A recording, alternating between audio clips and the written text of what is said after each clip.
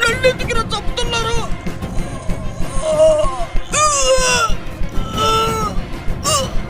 నా కొడుక చేతపళ్ళు చేస్తాడా? చేతపళ్ళు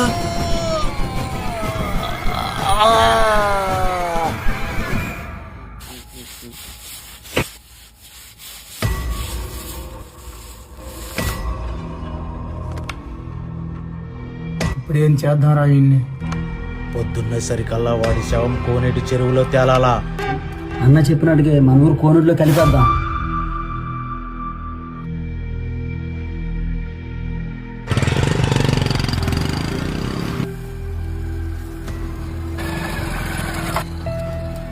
సగం విరిగిన ప్లేట్ నెంబర్